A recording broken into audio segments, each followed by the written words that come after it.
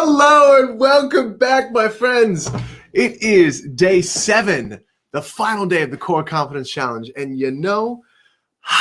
let me tell you, things are just crazy. The week ended actually the same way it began, with a massive snowstorm here in the United States, in the Northeast, in Pennsylvania. And it never fails to just get wild. But you know what? I learned this week that I was going to allow nothing to get in my way. I literally was digging myself out and my car out of a snowbank when I was getting here on the first day at 5 o'clock in the morning and getting myself prepared. And now I am here. It is noon Eastern Standard Time in America, and I am so excited. My guest, Misha Collins, is going to be joining us soon. And as a matter of fact, I'm just texting with him now. My team and I actually sent him the wrong link. We sent him the wrong link for the Facebook, or for StreamYard, which is the service we use here. And so we're sending him the right link. He's going to be backstage soon. But in the meantime, I am so excited. So many people are joining from all over the world. Robin, welcome from Canada. Our good friend, Facebook user in Scotland. Hey, if you see Facebook user on there, don't worry. All you have to do is just go and give StreamYard, which is the service we use here, the ability to use your name. But Judith is coming from Hungary. Welcome. Let's see, where else? Let's see, Colleen is up in Miami. Yes, we got Misha backstage now. We are ready to go. MTXP in the house. All right, let's see. Yes, let's see. Ashley is coming in representing the Upper Peninsula of Michigan, way up there, almost Canada. Oh my goodness, it is a snowy day. Let's see, who else? It's not live streaming. There's no technical challenge. You're not kidding. Let's see, we have friends from Germany, from Denmark, again from Hungary. My goodness. And then I know who that is. Hey, Rockstar. I know that is.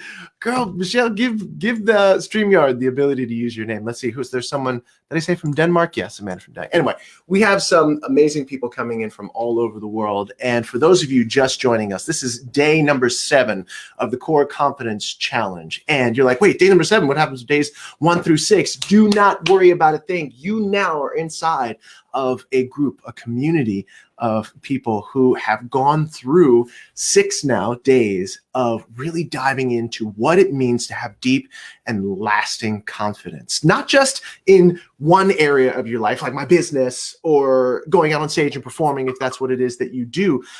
It is in all areas of your life, the 4 key areas of your life, that being your body, your spirituality, your relationships, and your business. And so what I did was, just to let you know, with Core Confidence, I had been working for a long time with singers, actors, dancers, entertainers, people who get up on stage. I am an entertainer myself. For those of you in America, might remember me from the first season of American Idol or Broadway shows, or for the past 6 years, popping up on your TV as Lil Sweet, a character in television commercials for Dr. Pepper here in America.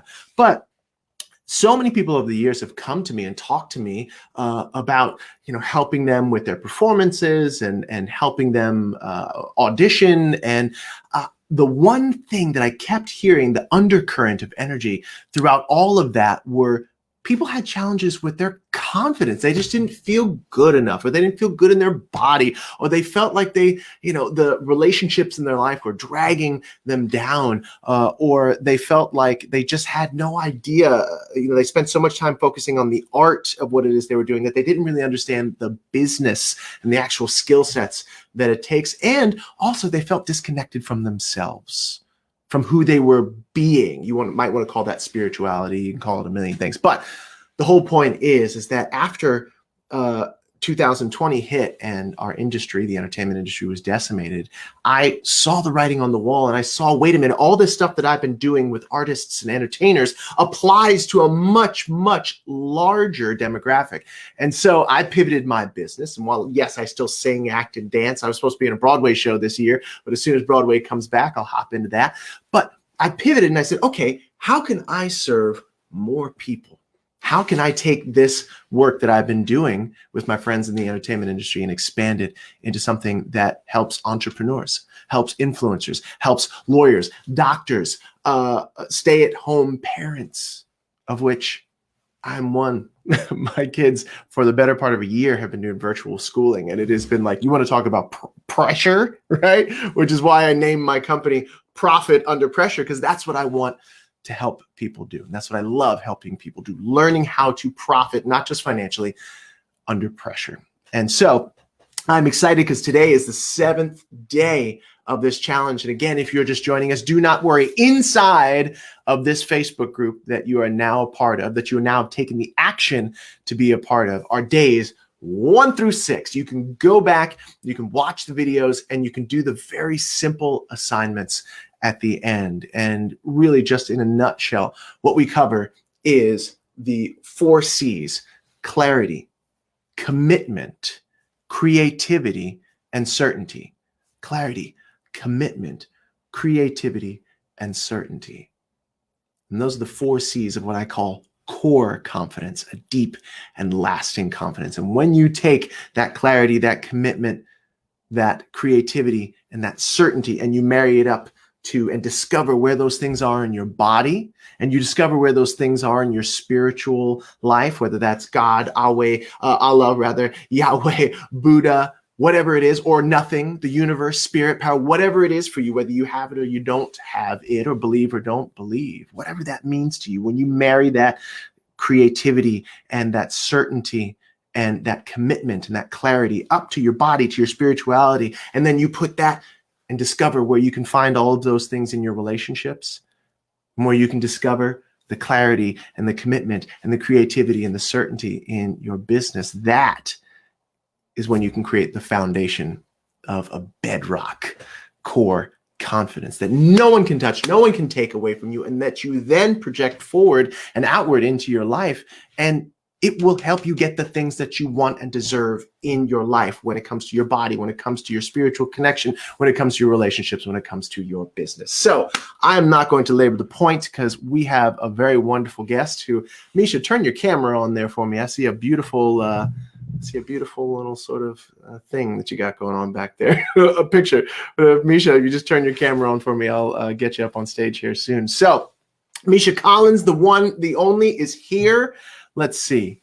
Who else do we have here before? While Misha's figuring out his camera, who do we have here? Let's see. Shannon. There we go. That's right. Working on it. Shannon. Supernatural fan, are you there, Shannon?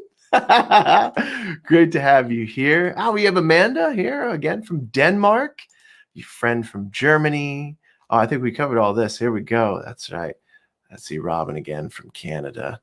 Oh, my goodness. Okay, so as we are waiting to get Misha onto the stage, if you have any questions, comments, or concerns, won't you please put them into the chat, please. Here, I'm going to bring in Misha. I'm so excited. He is such a wonderful human being, and let's just boom, bring him in. There he is. He's lost a little bit of weight.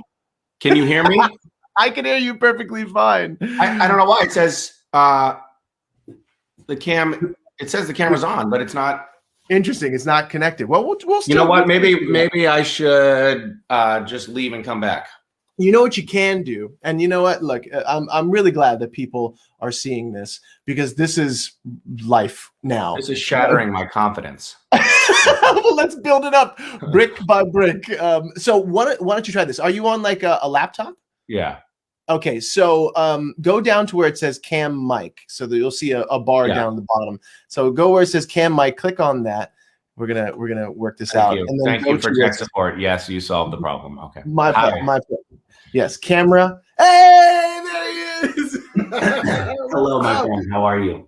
I'm great. How are you? It's so good to see your face. So good to see your face too. It's been a minute. Thank you so very much for taking the time on a Sunday. Where in the world are you? Are you on the West Coast? You don't. I know you don't get. Yeah, I'm in Bellingham, Washington. Yes, lovely, amazing. Yeah. How is it up there? Is it? It's a beautiful day today. It's like calm, clear, sunny. It's really lovely. Gorgeous. Yeah. Gorgeous, man. Well, thank you. I know that you have a very busy schedule, and I appreciate you taking the time to be here and to hang out with us. Basically, what I would love to do, and one of the reasons why I brought you on is because I want to talk about confidence, but at a different level. You know, a lot of the people who come into this program have had some success or are looking for success, but you are someone who has had a great deal of success at a very high level for a long time. And so one of my favorite phrases I've ever heard was new level, new devil. And so when you get to a really high place in your business or, I don't know, in a relationship or even when it comes to like, you know, working out with your body, if you're a personal trainer and you're like, yeah, you're supposed to be at the top of your game, there still are challenges and new devils that crop up, even at the highest of heights. And so what I first want to ask you is, let's go back a little bit. And when, for example, you were first getting into the business, not knowing that you would become who you are today, not knowing that you would have the success, what were some of the challenges around like the confidence when it came to being in an industry where we are constantly told no over and over again? Well, it's funny. I I had an interesting journey. I don't remember who told, apropos of confidence, I don't know who told me this. There are four quadrants of competence. You start with unconscious incompetence, and then you move into conscious incompetence, and then you move into conscious competence, and then unconscious competence. So that's like the trajectory of going from being a beginner at something to being a master of something. Mm-hmm. And the first stage of unconscious incompetence is where I started as an actor. I was barely trained at all, didn't know anything about the industry. And unconscious incompetence is actually kind of a sweet spot for confidence, believe it or not, because I went into the business thinking I'm gonna go be a movie star. How hard can it be? And knowing nothing about the industry, knowing nothing about how competitive it was, I wrote letters to agents that was just full of swashbuckling swagger. I just pulled them off this morning, but my letters said things like, I'm new to Los Angeles. I'd be willing to work long hours for low pay. And it was like just full of jokes, and there was no pleading in it. There was no begging or insecurity, because I didn't really have an understanding of how the system worked. Yeah. So I was really lucky because I could ride that unconscious incompetence and the confidence that gave me into the first stage of getting an agent and getting my first couple of parts. And then I developed an understanding of, oh, wow, this is a very intensely competitive business. I'm up against a lot of guys who are going in for the same part. When my first auditions were in the greater Washington, D.C. area. And I would go in for, a part, and there would be me and a 65-year-old black woman and, a 10-year-old boy auditioning for the same part. Like, there was nobody there. So I was the only fish in the pond that looked at all like me. And so I was getting parts, and I thought, this is a cinch. Yeah. You get to Los Angeles, and it looks like, there's a row of 35 Misha doppelgangers in the waiting room, and they all have lengthy resumes and have been in the business since they were children. And all of a sudden, my confidence was shattered. Yeah.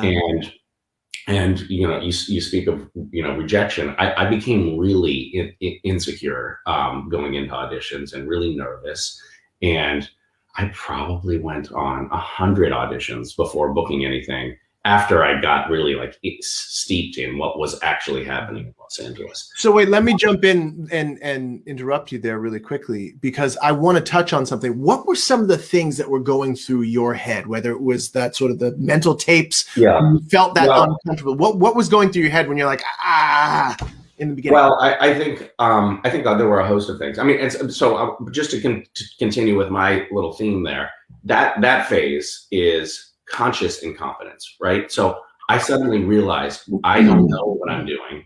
and I'm not. I got a long way to go here, and that's the worst place to be, because you're like, you're not. And the truth is, I wasn't good, and I needed to put more work in at that point. And but at the same time,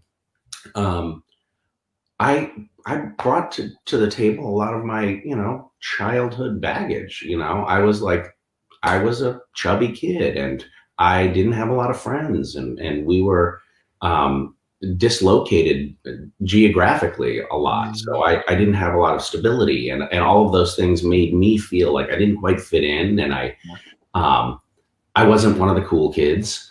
And that all of that, that childhood, I guess layers of childhood trauma, those come out and are on full display when your confidence isn't up as an adult in the world. Like all of those, and it would show up in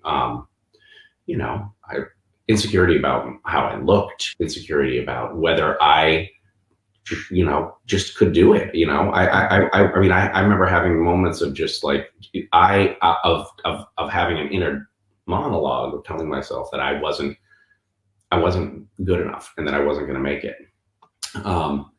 And that was a really tough phase. But for some reason, I am, I guess, possessed of a certain degree of grit, and I decided to. I really did tackle that of confidence, and I started like. I mean, this actually sounds. I set goals for myself. I wrote them down on goal cards. I was like, I am going to get on a television series, and I did these things that I don't even know if I really believe that they're effective, but at the time, it's something I did. I did affirmations. It was essentially like, you're good enough, you're smart enough, and people like you. The Jim Handy, that Tom Handy. Yeah, I mean, there was some hokey BS to it, and but I think that me just like making that decision that I wasn't going to crumble in the face of my own insecurities was an important step for me, and that allowed me to forge on, and then I got in, and then I put the work in. I think that's another thing that is important. Like, there's something to having an organic confidence in the world, right? But there's also something to putting in the work to to justify that confidence, right? Like you've actually got to roll up your sleeves. You can't walk out on stage and join an orchestra at a grand piano if you haven't practiced. You need to do that essential work. And so that next phase for me was the conscious competence phase, where I was actually just like working, and eventually got to the point where I was like, yeah, you know what? I am showing up and I'm getting parts, and people like me and they keep bringing me back, because when I show up, I am fucking prepared, and I have worked harder than everyone else who's showing up at the audition. And, at this stage of my career, I think I have moments of unconscious competence where it just happens. It's like there are times when I'm in the flow and I don't have to white knuckle it to do a good job. And I'm not in that state all the time. And I think that, you mentioned the personal trainers, or, people who are like always working on themselves, that you have to keep working, you have to keep working. If I get lazy, it shows, so, I don't know. Well, I love all that. And I do just want to go back and dissect a couple of things that you said, because I think there's some real gold to be extracted. You said you made the decision. And I think that's something that we talk about. And the people who've been in this group here, the Core Confidence Challenge, we talked about that. That was day 2. When it comes to a commitment, right? The Latin root of the word decide it means to cut out all the other options, right? So when you say, look, I had challenges in the beginning, all of these I'm not good enough thoughts and feelings were going through me, but I made the choice that I was going to go and play full out or go all in on this thing that I loved and that I was passionate about. And then once you make the decision, that next thing, because people can decide, right? Look at New Year's Eve. We all decide, hey, I'm going to stop doing this or I'm going to start doing that, right? The decision is not always the most challenging part, right?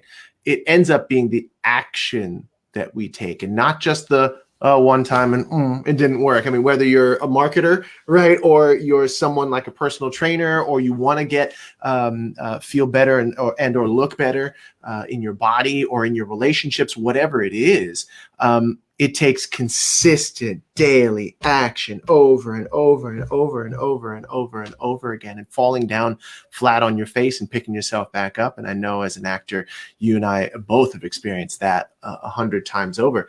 But I think it's beautiful, and it's exactly what we've been talking about. And you can see that, you know, your success, it's not overnight, right? It's almost a lifetime of building and building and building. And when you show up being as prepared as you are, when you show up having had all of those no's and all of those doors closed, and yet you kept pushing on, is when that grit you're talking about really comes into play. And people go, oh yeah, we love this guy, and you know, we're gonna move forward this guy. One other thing, when you said you recognized your childhood trauma and you brought that into not only your work, how you recognize that the pain of those things have held you back, and yet, you know, what was it that, and how do you still, you know, fight through that childhood trauma to do what it is that you do today? Because people need to like recognize and discover that they have stories, right? Stories about their childhood trauma, stories about the things that have happened to them that can either hold them back or serve them. So I guess the real question is, how do you use your childhood trauma to serve you? Well, I think that it's a mixed bag for me. You know, I of course, like, my childhood was so wonderful in so many respects, and we were, you know, bohemians who just were not playing by any of the rules. My family was, you know, hitchhiking around the country and living in tents, and I learned certain things, like you don't need money to be happy, and you can sort of chart your own course in the world, and you don't have to play by the rules in general. And those things have all served me. But you know, I did also, you know, I wasn't really properly socialized, and I was insecure because of it. And so as I get older, there's these two competing forces from my childhood psychology at play, and I'm trying to recognize the things that serve me and recognize the things that don't serve me. And I do a lot of therapy, and probably have unhealthy coping tools that I deploy from time to time, but we all do. I'm thinking about, and I'm trying to be conscious about as I move. Yeah, and that's so beautiful, because it's so easy to get into a situation like this, or, you know, whether you come on in my sort of universe, or whether I'm sitting in universe trying to be like, yes, well, I have it all figured out, and that's a bunch of horse poop. You know what I mean? Like, no, I am a core confidence coach in addition to being a performer, but I will be the first to say, look, that I don't have it all figured out, and I'm continuing to grow and learn as much as you are. And I really appreciate that you would say something like, yeah, look, I have some unhealthy coping mechanisms that I use, but at least I'm conscious about it. And we have a lot of really wonderful people in our audience who have some great questions that I would love to share with you, if you don't mind for a second. Robin writes, I have a bad habit of quitting when I'm so close to success. Do you have any ideas for someone with this issue? Any thoughts there? Well, I can just reflect that I think that I was doing that for a long time, where it was just like I didn't have the core belief that I deserved that the success, or that I was good enough. And so in various different ways, I think I sabotaged myself at the 11th hour when, and it was just like I hadn't yet come to believe that I deserved it or was good enough. Yeah, it's amazing what we do. There is really a challenge, but it's possible. Yeah, no, and the thing is that is why really discovering those stories and discovering how we really feel and then questioning those thoughts and feelings is so important, because we can be going out, like you said, and we can be doing what it is that we want to do and like doing all the steps, right? If we have 10 steps, we're at step number 8, and then all of a sudden we either lose motivation, we feel like maybe we want to change our minds, or like this thing happens that sabotages, and we sabotage ourselves, or we allow other people to sabotage us. And like, what is that? That's exactly what you said, a story in your mind that says, I really don't deserve this. Or the other flip side of that is, oh my God, if I actually get this thing, what am I going to do then? It's like the Larry David problem. It's like with Seinfeld, it's like, oh my God, they want another 12 episodes of Seinfeld. I have no idea how I'm going to do this, right? And so it's the chaos of abundance sometimes gets in our way, for sure. Now, speaking of social situations, our good friend Facebook user says, do you have any thoughts on how to be confident in social situations? You said that you weren't, because of your bohemian childhood, you weren't exactly socialized. And I understand that, because I too had a back and forth and sort of around all the place childhood. But now as an adult, and I can even admit, I don't really feel super comfortable in social situations as it is. But how have you found being who you are and doing the things that you have done, like different cons and different sort of huge social situations? How do you find your comfort there and your confidence there? That's interesting. I think for a long time I was really uncomfortable in social situations, and I guess this might even be another this might be an example of unhealthy coping mechanisms. But I think I developed some skills that I just realized helped me navigate social situations. So I when I was like in high school, I started deploying self-deprecating humor, and I realized, oh, I can make people laugh. So that's a good way for me to ingratiate myself into social circles. And then I found other ways that I could navigate the world of social interaction. And I found that I was more. I took on characters. I started doing accents. I was sort of a class clown for a long time, and I think I hid a little bit in being a performer. That became a way for me to navigate social situations. I really, honestly, I'm only now starting to feel comfortable around humans. It's a process, man. And this year of all years, it is wild. I mean, we learned so much about ourselves. And what I say about 2020 is that, 2020, and I didn't come up with this, but I heard it's like 2020 either revealed who you really were or it exposed who you really were, which is like so true. And so I know you have a few minutes left with us and you have a busy schedule. I'm so grateful that you chose to come and spend time on this bonus day with me. I adore you. I can't wait until, whether it's at a con or somewhere or some way, that we can hang out. Because it's been far too long. But speaking of 2020, one of the last questions I want to give you here is from Miss Ling, I would assume, and forgive me if you're Mr. Ling, with everything going on, or you're non-binary, with everyone going on these days, how do you find the motivation to not just be stagnant? Because I can imagine that, like, if I were someone who didn't know you, I could see, Misha Collins upon high, has plenty of money, has, the fame, has the house and the kids and the wife and it would be easy for you to just check out, right? Mm-hmm. And so how do you find the motivation with the abundance that you, and we all have problems, right? But with the abundance that you have, and a lot of people assume you have, how do you find the motivation not to just be like, I'm out?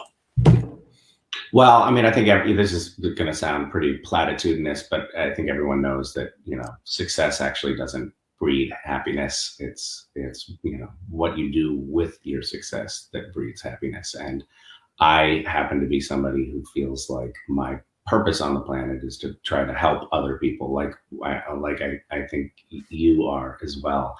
And I think it's interesting. I mean, you're talking about 2020. 2020 has been a year with so much suffering and so many different layers of pain throughout society, both on like the personal medical level and on the, social, racial, structural level. There's so much work to be done in the world to help, lift all of us up a little bit more. So that for me is the motivation. So, a year like 2020 has been 2020 and frankly into 2021, it's been sort of a constant reminder that there's so much work to do and that there's a lot of suffering out there. Yeah. And that none of us can afford to rest on our laurels. So when I start to feel stagnant, and it happens all the time, I really just have to look out the window at what's going on in the world and get that reminder. And there are people in my life who are really devoted to doing good work in the world, and they serve as inspiration. Like, oh right, I got to get on it. Well, I got to be more like Stacey Abrams. There's one other thing that I wanted to say that just sort of percolated up in my very foggy early morning brain today while I was lying in bed reflecting on the question of confidence. And that was that I think I've also come to the table with the deck stacked in my favor. Like, I am a white male growing up at the height of white male ascendancy in America, where things are, handed to me on a silver platter, and they always have been. I mean, I was raised, poor and had some struggles, but for the most part, the system is set up for me in particular to succeed. And that privilege also bestows a certain level of confidence in the world. And I just wanted to recognize that there are a lot of people who don't have the deck stacked in their favor like that. And there's there are a lot of people for whom childhood, traumas are not the only thing holding them back, but there are these bigger structural problems and inequalities that make it harder to succeed and harder to feel confident or appreciated or like you're good enough. I don't know. I think that 2020 was also a year of learning, for me, and for the first time, I think, recognizing how my place of privilege has been something that I've exploited. Yeah, I don't know. That's just something I know. I don't want to get too political about it, but well, I think you bring up a really good point. Obviously, we in America, especially, and in other parts of the world, are dealing with really coming to grips with what white privilege is and how that has served and also not served other people. But I would ask you this as we wrap up here our time with you. What is it that you want people to know most? Because look, you have the Random Acts, you have wonderful charitable work that you're doing. You're obviously doing other work in the business as well. But there are a lot of people on here who are watching live and who will see this on a replay who just really think the world of you, like Miss Dee Dee there. So very many people look to you for leadership, for better or worse. And so if there was one thing, and I'm putting you on the spot here, if there's one thing that you would want people to know that you learned in 2020 about yourself, and then here moving into 2021 and beyond, that would really help them, because I know a lot of the people in our world, a lot of the people who come and will support you at cons, will support wonderful shows like Supernatural. I know a lot of people, and especially in 2020, but a lot of people just face a lot of challenges. And again, like I said, they look to you for that leadership. So is there something that you learned about yourself in 2020 when it came to who you are, whether that's in your body, your spirituality, your relationships, or the business itself, that you could share with all of us that will be that little bright light that helps us get through the rest of this year and hopefully into a place where we'll all feel a bit freer again? No pressure. No, I don't know. I think that one thing that I've taken away from this year is a greater understanding of the fact that there's actually real, deep, and abiding inspiration in empathy. I think if we put ourselves in the shoes of other people and look out for the well-being of our neighbors in the world, it just fuels us. I know that's true for myself. But when things get hard, I think we have two choices, and one is to like wall up and protect ourselves, and the other is to reach out and try to help others and recognize that we're part of a human family and that we can't get through things on our own. And that has been, I think, an epiphany for me of 2020. It's like, we're in this together. We as human beings need to work together to make this world a better place. Absolutely. And I love the work that you're doing with Random Acts. And for those people who don't already know, where can we find out more about Random Acts and about the sort of empathy and empathetic work that you're doing? Well, we have a website, which is randomacts.org. Randomacts.org. There it is. As a matter of fact, let me do this. I'll put up a little banner later on that says randomacts.org. But look, I just want to again thank you for your time. I know that you're going to be doing some traveling, that you have some things coming up, and so I really appreciate it. Thank you. I appreciate you. You're absolutely, what you see is what you get, and I appreciate that about you. And thank you for spending your time here with us, talking about confidence and the clarity and the commitment and the creativity and the certainty that comes from the work that you have done, and from really just owning who you are, whether that's healthy some days, unhealthy other days. I really appreciate you. Thanks, man. I appreciate you too. Nice to see you. Good to see you again too. Sunday. Yeah, you too. All right. So that was our Q&A with the one, the only Mr. Misha Collins. Thank you again for being here. I'd love to open up the floor to some other questions. I know there's some questions that we didn't get to. I'm going to go back through here and check some of those questions. So many wonderful comments. As you can see, I was trying to pull up a lot of them as we were going through. Oops, sorry. That was it. That was Chuck, my producer back there. So Misha and Grace, oh, that's so wonderful. Thank you very much for that. Chuck, if you want to go through and pull up some questions, that would be great. My business partner, right-hand man, Chuck, is behind the scenes, and he's going to be pulling up some of your questions. But in the meantime, while I have you for the next 10, 15 minutes or so, for those of you who are just joining this group, we have 6 days now, this being the 7th, available of a core confidence challenge. Originally, it was a 5-day challenge. But what I do every single day for a little under an hour is in this Facebook group, you will find videos where I speak to the 4 core concepts of core confidence. And what they are is clarity, getting clear on where you are, and not just where you are sitting, but where you are in your body. How do you feel about your body? What are those stories that you tell yourself? When it comes to your spirituality, getting clear on your spirituality, what it is or it isn't, getting clear on where you are in your relationships and how you relate not only to a significant other or someone you want to be a significant other or the desire to have a significant other, but also children as well and family.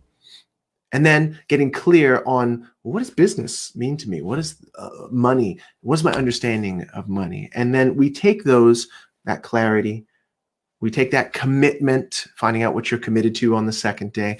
On the third day, we talk about creativity and how clarity about our life and the commitment, the decision to move forward gives us the opportunity to then become creative about how we do that.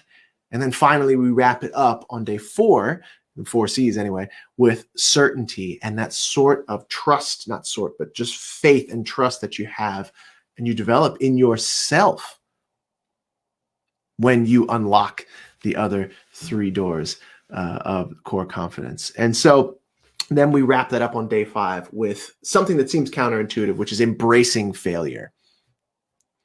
Very, very, very powerful mentor of mine said, you know what, if you ever want to do anything, hire a coach and then let them tell you what to do. And especially if it's counterintuitive, if it goes against everything that you've been taught or you thought, then you're on the right track. And embracing failure, most people want to push failure away or those thoughts of I am not good enough away. And I say, embrace them because they have a story to tell us.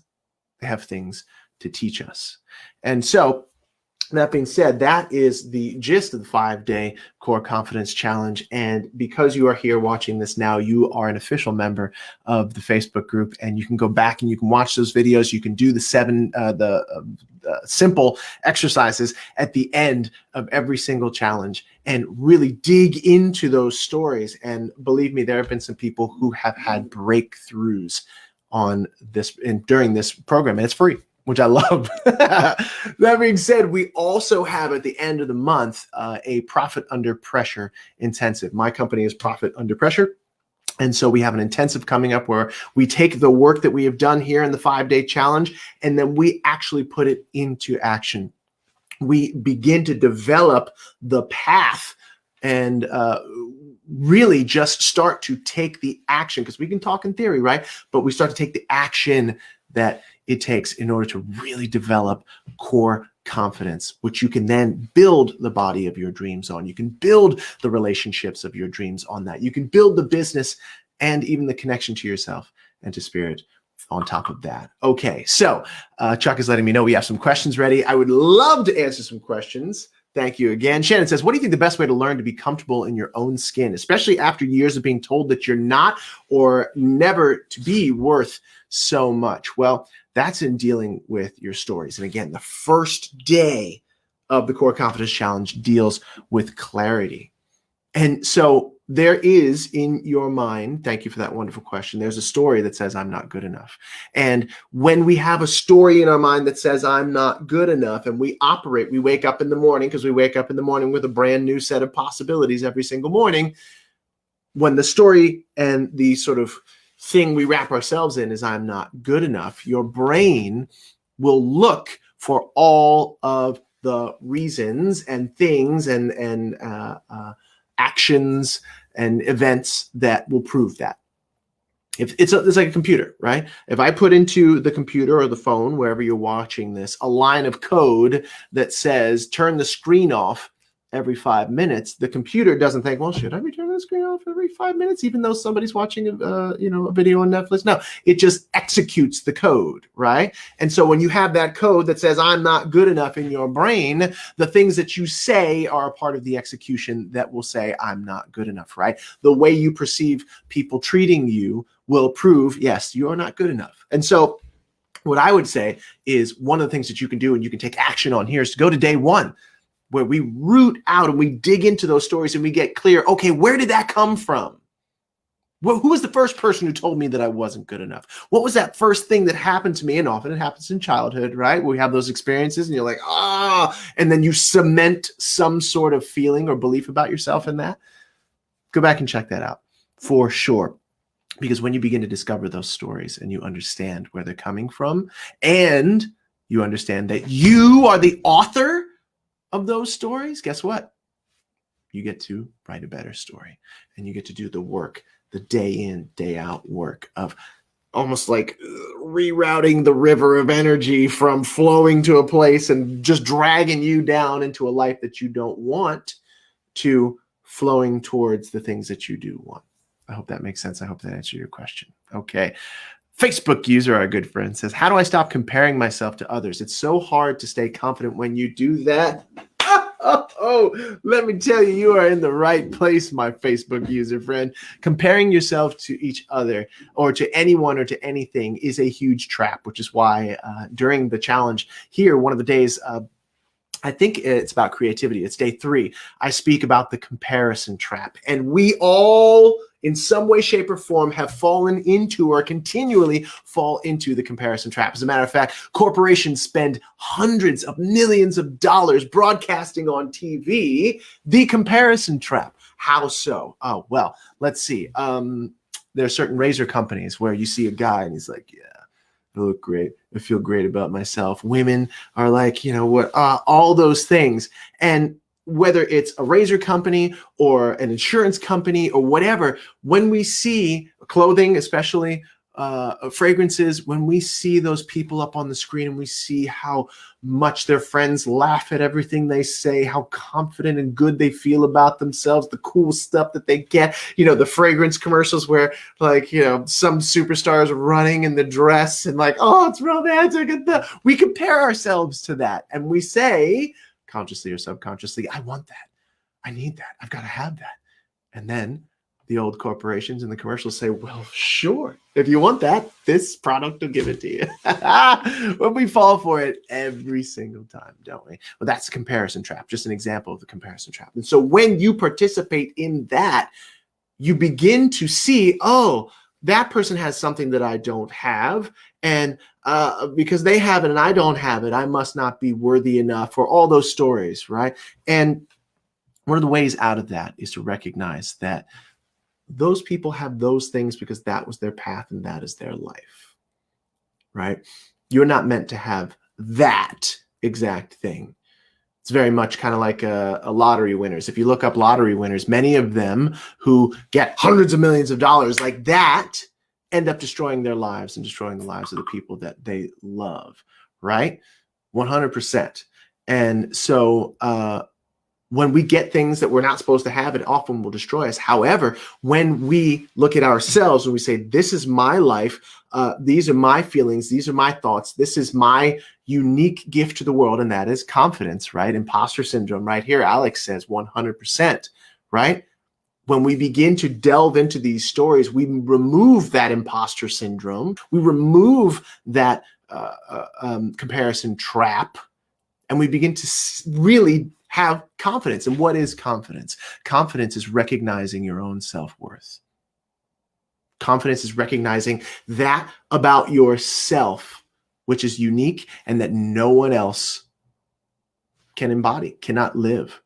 The expression, the words, the art, the everything that is you, the things you say, the way you see the world, no one else can have. And when we recognize that and we truly embody that, and it takes work, it takes action, but when we live from that place, there is no competition, right?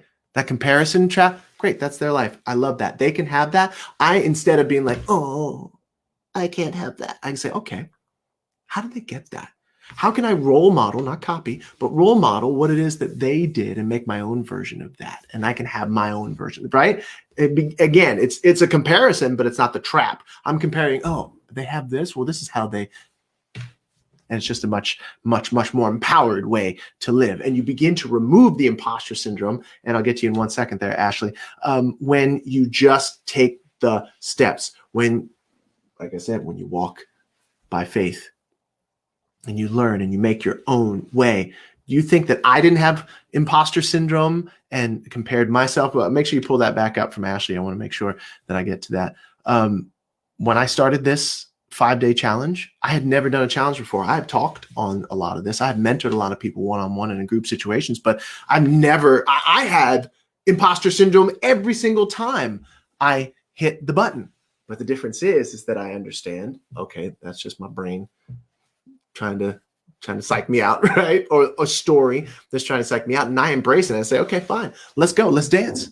And then every single time I prove that story wrong. And that it never goes away, but that voice gets less. And the other voice that says, oh, yes, I can. Yes, I am worthy. Yes, I know what I'm doing based on my action and experience and the decision I've made to do it.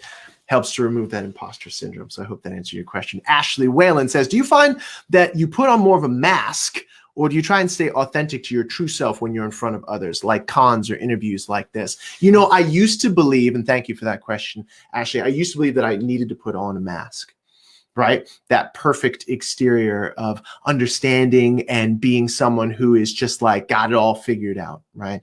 And that requires a ton of energy, especially in larger situations like this where all of you are watching, or when I'm in a public space. Now, look, there is a certain amount of performance where I've got to be on, you know, that happens, right? But it doesn't have to be inauthentic.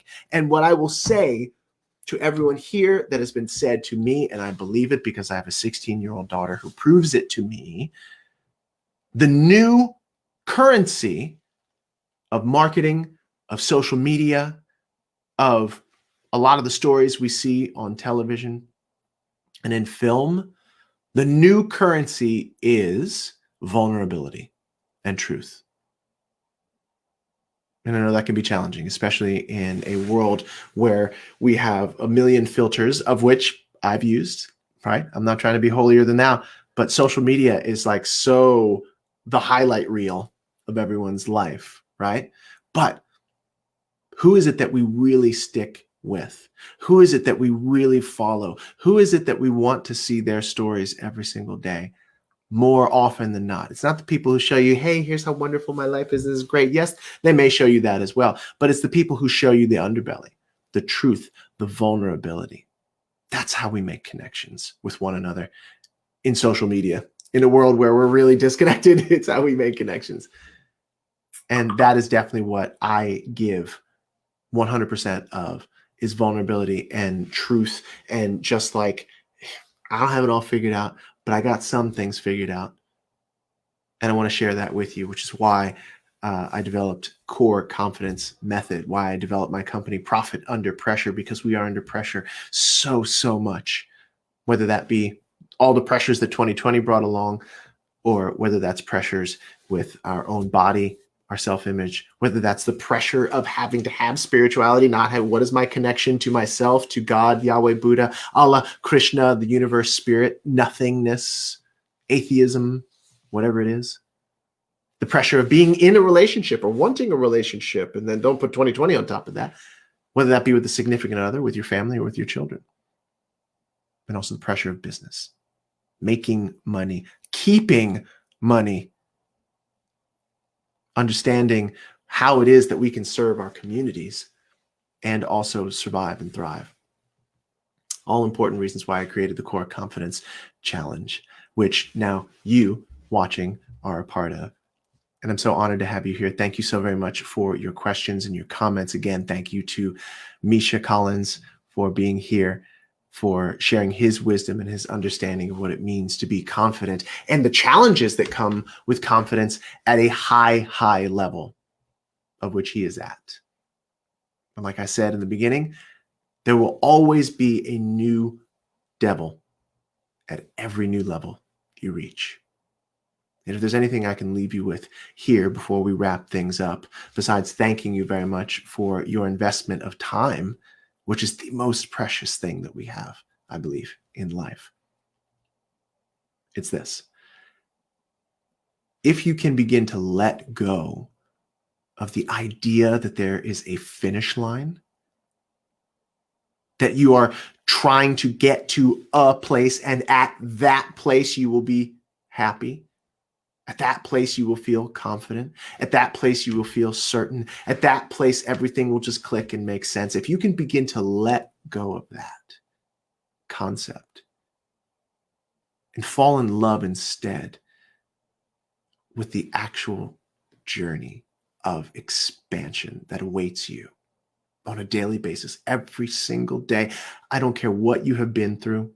I don't care what you feel. And often people who come to this world, this place of core confidence, have an overwhelming amount, whether it's conscious or subconscious, an overwhelming amount of shame. I know you feel shame, whether that's in your body, whether that's in your spirituality. Oh, I'm ashamed of the things that I've done that go against what I was raised on in terms of spirituality, or I have no connection to anything and I feel a little ashamed about that, or I feel ashamed when I'm around other people who do, or the shame in your relationships. Maybe somebody betrayed you. Maybe you betrayed someone. Maybe you feel disconnected from your children. And your shame when it comes to business and money. I know you feel that way. Do you know why? Because I feel that way. And I know that Misha, in some way, shape, or form, feels that way too. We all feel that way. We all have our stories of shame. And what I would invite you to do here, now that you are part of this wonderful community, is to go back, if you have not already, to day one of the Core Confidence Challenge and begin digging into the stories. Go to the places that are uncomfortable. Go to the places that most people would run very far away from, because in those spaces, in those places is gold. Your treasure that is uniquely yours. And the 5 days, now 7, of the Core Confidence Challenge helps to dust off and create the map for successfully eradicating the experience of shame from your life. On day 2, I talk about one of the most shameful things I ever did in my life. And we hold space for one another in this community. Like I said, it's kind of like we're all locked arm in arm here in a big circle, and inside that circle is the space. And I guarantee you, if you dive into this work, you will see a community of people who will hold that space for you. And inside the space are your hopes, your dreams, your desires, your visions, all of those reasons why you showed up today, all of those reasons why you're like, maybe I do really need to work on my confidence. That's all there inside that space. And I and the other people here will hold that space for you. But you must make the decision to cut off from all the noise and to just join us here in the wonderful work that we do and take action. I guarantee you, ask anybody in here, I guarantee you, if you do this work, you will discover and you will have breakthroughs that could potentially set your whole 2021 and the rest of your life in a direction that will not only change your life for the better, but change the lives of the people you love and that are in your community. So that being said, welcome and thank you for being a part of the Core Confidence Challenge community. I have had an amazing time over the past 7 days, and here at 101 on the East Coast, I appreciate you. I thank you from the bottom of my heart for being a part of this community, of this challenge. I've learned so much from you, and I hope that you have learned so much from me. And I'm excited to continue this work. We're going to offer this challenge again at some later point. Later on this month, there is a Profit Under Pressure intensive where we take this challenge work and we, boom, get really intense about it and take it to the next level so that you can really gain clarity on that vision that we talk about of your future self, and to not just bond yourself to a piece of it like we've talked about this week, but to own more and more of it and to see more clearly the path that it takes to get there. And so I'm excited for that. Thank you again for being here. Thank you for doing the work. Thank you for just showing up and investing your time and your energy to be here. It has been a profound honor to be your guide to this experience, and I look forward to communicating with you more and more throughout the rest of this year and beyond. So that being said, this has been the Core Confidence Challenge. I am Justin Guarini, the founder and CEO of Profit Under Pressure, LLC, and I look forward to seeing you in the future. Thank you. Have an absolutely wonderful rest of your weekend or whatever day it is for you when you're watching this, and we'll be in touch soon. Take care, and I wish you all the best.